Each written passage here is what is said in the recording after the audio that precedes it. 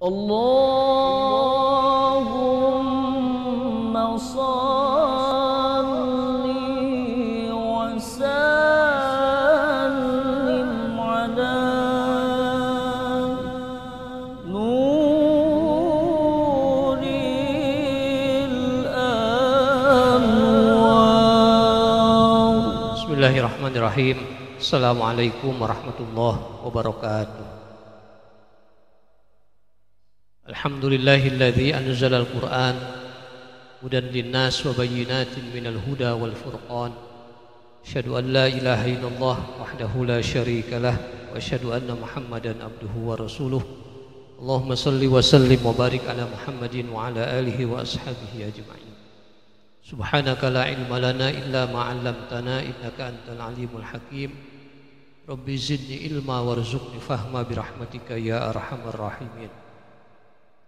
Ma'asyiral muslimin, hadirin jamaah Masjid Baitur Ridwan rahimakumullah. Tidak terasa kita sudah memasuki 10 hari terakhir di bulan suci Ramadan 1443 Hijriah.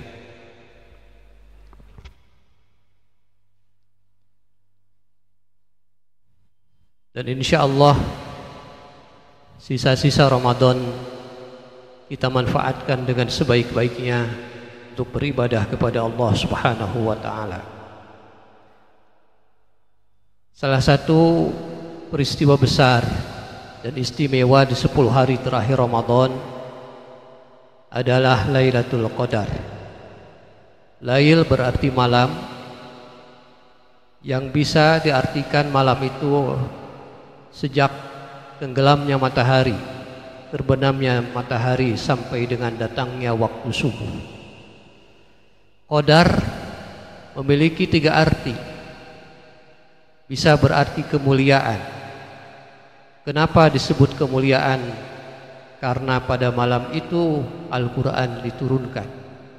Jadi mulianya malam itu dengan sebab kemuliaan hadirnya Al-Quran. Qadar juga berarti memiliki sempit. Kenapa disebut sempit? Malam yang sempit karena begitu banyaknya malaikat yang turun dari langit yang membuat bumi ini menjadi sempit. Andai kita dibukakan oleh Allah Subhanahu wa ta'ala mata hati kita, basirah kita akan bisa melihat dan merasakan kehadiran malaikat yang turun berbondong-bondong ke muka bumi, menyempitkan keadaan di muka bumi. Qadar juga pada arti yang ketiga memiliki arti ketetapan. Di malam inilah dalam satu pendapat disebut bahwa ketetapan manusia setahun ke depan ditetapkan oleh Allah Subhanahu wa ta'ala. Itulah arti daripada malam Al-Qadar, Lailatul Qadar. Hadirin jamaah rahimakumullah.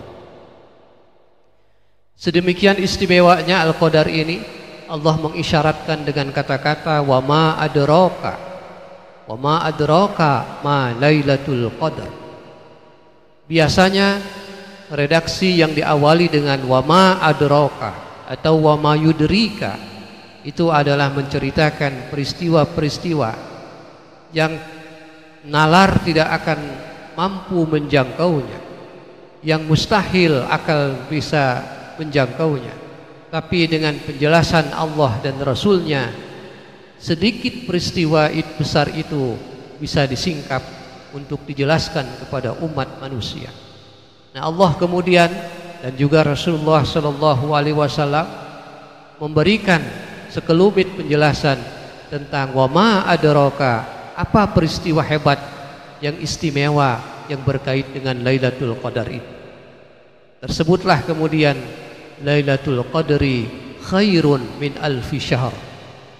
Malam kemuliaan itu lebih baik ganjarannya, pahalanya 1000 bulan daripada di luar malam-malam yang lain. Ma'asyiral muslimin, hadirin jamaah rahimakumullah. Karena itu marilah kita manfaatkan di 10 hari terakhir Ramadan ini untuk kita meluangkan di malam-malam harinya untuk kita bermunajat, beribadah kehadirat Allah Subhanahu wa taala.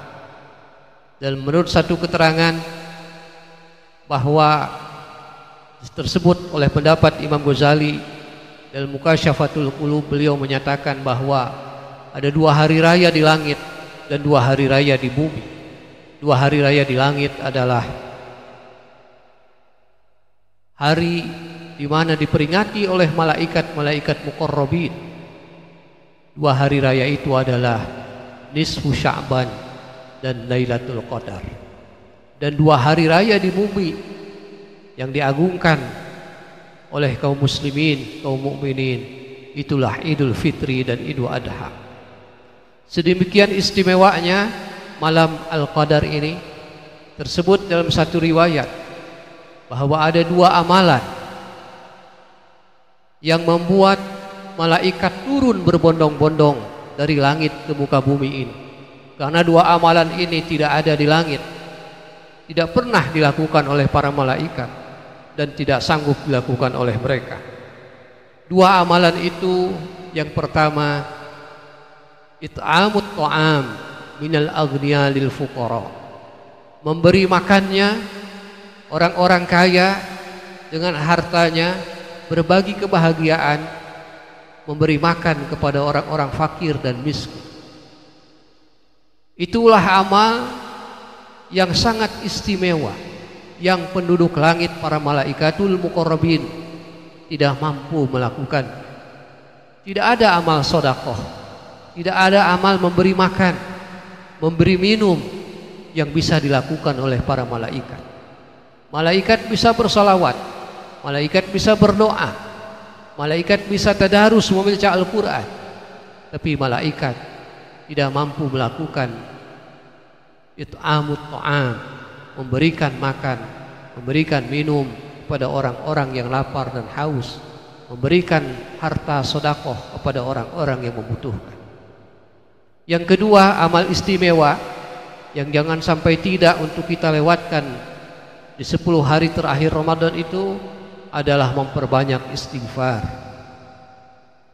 Istighfar ini pun yang menjadi penyebab turunnya malaikat dari langit, karena rintihan para pendosa yang memohon ampun kehadirat Allah di malam-malam sepanjang 10 akhir Ramadan itu menggetarkan arasy Allah, sehingga tersebutlah dalam sebuah perkataan bahwa la'aninul mudznibin atau la'aninul usah ahabbu ilallah min zajlil musabbihin.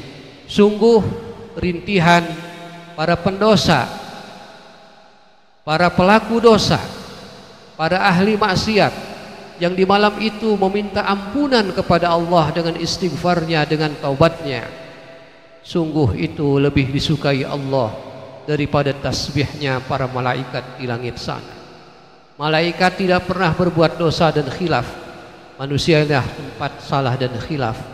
Tapi manusia yang salah dan khilaf diiringi dengan taubat dan istighfarnya, mengangkat derajat manusia melebihi derajatnya para malaikatul muqarrabin.